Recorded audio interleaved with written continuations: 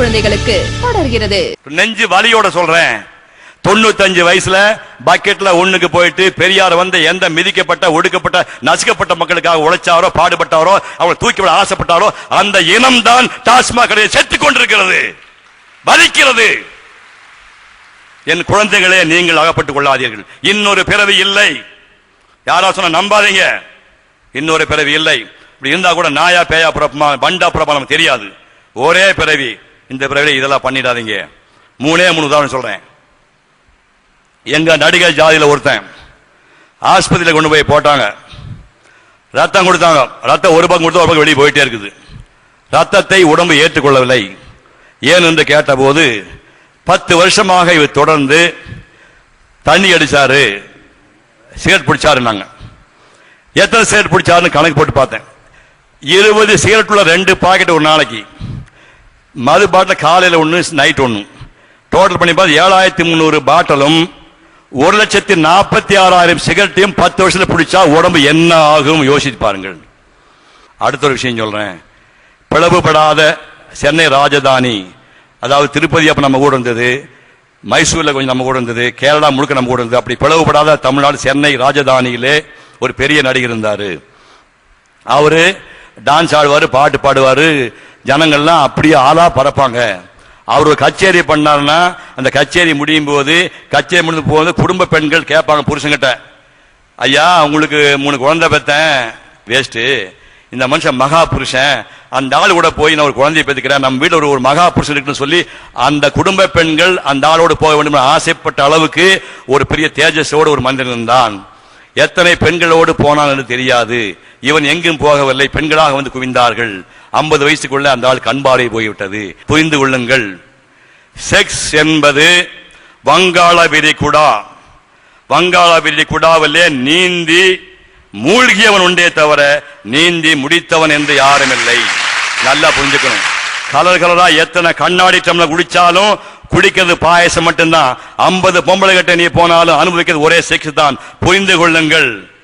45 வருஷம் சினிமாவில் நடிச்சேன், 87 கதாநாயகோட டூயட் பாடினேன், கன்னத்துல முத்தம் கொடுத்து நடிச்சேன், எல்லாம் பண்ணி பார்த்து நான் மகான் அல்ல, புத்தர் அல்ல, இயேசு அல்ல, காந்தி அல்ல, ஆனால் பல சலனங்களுக்கும் சலனங்களை தாண்டி ஒரே பெண்ணோடு வாழ்ந்து கொண்டிருக்கின்றேன்.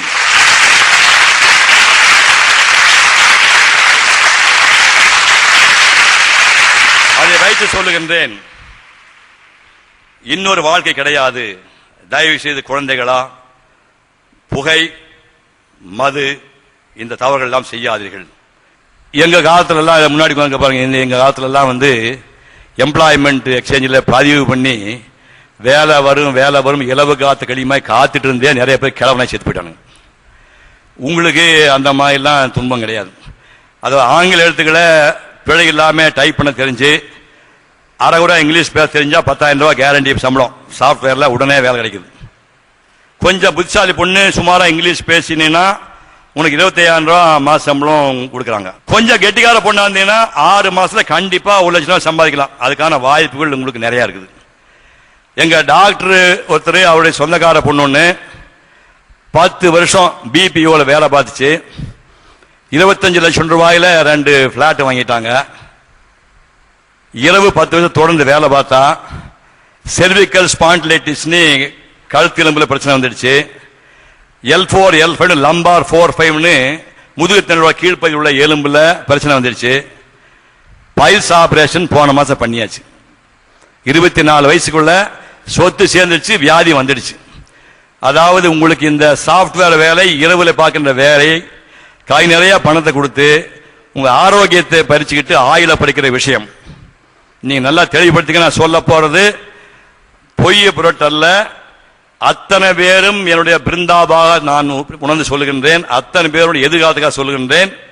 தமிழ்நாட்டில், தென்னாட்டில் ஒரு மிகப்பெரிய சாப்ட்வேர் கம்பெனி, மிகப்பெரிய ஒரு 500 பேர் 1000 பேர் வேலை பார்க்குற கம்பெனியில் ட்ரைனேஜ் அடைச்செடுத்துன்னு சொல்லி கார்பரேஷனுக்கு தகவல் கொடுத்துருக்காங்க. கார்பரேஷன் ஆள் வந்து மிஷின் வச்சு கிளீன் பண்ணா 2 டன் காண்டோம், 2 டன் கருத்தடை சாதனங்கள் சாக்கடையில் கிடந்திருக்கின்றன. ஞாபகப்படுத்தி பாருங்க. சாப்ட்வேர் கம்பெனி பயன்படுத்தியது 2 டன் காண்டம் கருத்தடை சாதனங்கள் அந்த சாக்கடையில் அடைபட்டு கிடந்து எடுத்துட்டு போயிருக்காங்க. இது 1 வாரத்துக்கு முன்னாடி எனக்கு கிடைச்ச செய்தி.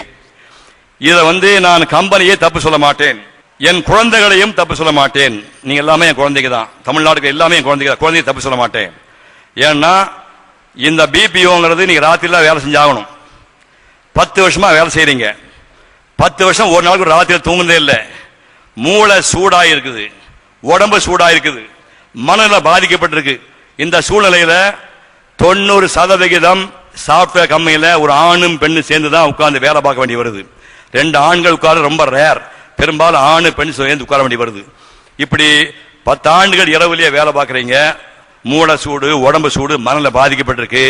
எக்கு தப்பா தவறு செய்தால் அபார்ஷன் வரைக்கும் போயிடுங்கிறதுக்காகத்தான் கம்பெனி உங்களுக்கு காண்டம் டாய்லெட்ல வைக்குது. இப்ப நான் கம்பெனி தப்பு சொல்ல முடியாது. அதே மாதிரி இப்படி நேரம் கட்ட நேரம் வேலை பார்க்கிற பரிதாபத்துக்குரிய ஜீவனாகிய உங்களையும் நான் குறை சொல்ல முடியாது. என்ன போயிட்டு இருக்கு, இதுக்கப்புறம் மாதத்திற்கு ஒரு தடவை உடம்பையும் மனதையும் ரிலாக்ஸ் பண்றதுக்காக பீச் பல் ரிசார்ட் கடற்கரை ஓரம் சுற்றுலா விடுதியில் ரூம் போட்டு கொடுத்து கோ ஒர்க்கர் சொல்லுகின்ற ஆணும் பெண்ணும் ஒரு அறையிலே தங்கி மது அருந்தலாம், அசைவம் சாப்பிடலாம், 2 நாள் ஓய்வெடுக்கலாம் சொல்கிறார்கள். அதாவது திருமணம் செய்து கொள்ளாமலே சேர்ந்து வாழ்கிற கலாச்சாரத்தை நம்ம தமிழ்நாட்டில் யாரும் கொண்டு வரல, தானா வந்துட்டு இருக்குது. இல்ல யாரையும் குறை சொல்லி பிரயோஜனம் இல்லை.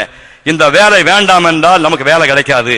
நான் கலாச்சார சீரழிவுன்னு கத்துறதுக்காக நான் வரல, நான் நடந்த விஷயம் சொல்றேன். இதுதான் வாழ்க்கை, இதை நம்ம எப்படி தப்பிக்கிறதுன்னு யோசிக்கணும். ஒரு சக ஊழியன் திருச்சிக்காரன் இருக்கிறான், அவனோடு வேற வழி இல்லாம 2 வருஷம் நீங்க பழகுறீங்க.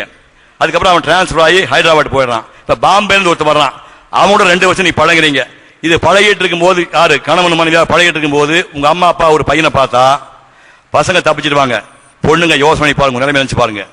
மனசாட்சி உறுத்துமா உறுத்தாதா? ஏற்கனவே 2 பேரோட வாழ்ந்து பார்த்து விட்டோம், சரியா இருக்குமா? யோசனை பண்ணி பாருங்க. 2 மாசத்துக்கு முன்னாடி ஒரு பொண்ணு மாப்பிள்ளை வரன் பார்க்க வந்த போது அந்த பொண்ணு சொன்ன விஷயம், மாப்பிள்ளை கூப்பிட்டு நான் ஒரு உண்மையை சொல்றேன், ஏற்கனவே 3 பேரோடு வாழ்ந்து பார்த்து விட்டேன், நான் சொல்லனா பின்னாடி எப்படி உங்களுக்கு தெரிய போகுது, தெரிஞ்சா நீங்க வருத்தப்படுவீங்க, ஆகவே நான் முன்னாடியே சொல்லிட்டேன், நான் கண்டிப்பா உன்னோட சேர்ந்து உண்மையாக வாழ்வேன், நான் கல்யாணம் பண்ணிக்கலாம் கேட்கிறான். இந்த மாதிரி ஒரு செய்தியை உன் தாயார் கேட்டால் என்ன ஆவார்னு யோசனை பாருங்க. உங்க அம்மாவுக்கு என் பொண்ணு கல்யாணத்துக்கு முன்னாடி 2 பேரை வாழ்ந்து பார்த்து நினைச்சா உங்க அம்மா என்னவா, உன் மனசாட்சி என்ன யோசனை பண்ணி பாருங்க. நான் அத்தனை பேரையும் உங்களுக்கு சொல்லல, உலகம் போல ஆகிற குழந்தைகளை என் குழந்தைகளை நினைச்சு சொல்றேன். பர்மனண்டா வேலை கிடைச்சிச்சுன்னா உடனடியா 6 மாசத்துக்குள்ள உங்க அப்பா அம்மா சொல்லி ஒரு பையனை பார்த்து கல்யாணம் பண்ணிங்க. அப்படி பையன் கிடைக்கலன்னா வேலை பார்க்கிற இடத்துலயே சாதி மதம் பார்க்காதீங்க. கூட வேலை பார்க்கிற பையன் நல்ல பையனா, ஒழுக்கமானவனா, கடைசியில வச்சு காப்பாத்துவானா, உன் டெம்பராமெண்ட் மேட்ச் ஆகுது, நல்லா யோசனை பண்ணி பார்த்து அந்த பையனை கல்யாணம் பண்ணிங்க. அப்பா அம்மா சத்தியமா ஒத்துக்க மாட்டாங்க, சத்தியமா ஒத்துக்க மாட்டாங்க. ஆனா வேற வழி இல்லை, தீர்மானம் பண்ணி கடைசியில வச்சு காப்பாத்தானா இனிமே தயவு செய்து கல்யாணம் பண்ணீங்க. நான் எல்லாருக்கும் சொல்றேன், இங்க பெரியவங்களுக்கு எல்லாம் சொல்றேன், 50 ஆண்டுக்கு பிறகு அரேஞ்ச் மேரேஜ் இருக்காது, எழுதி வச்சுங்க. வீட்டுகள் சட்டைகள்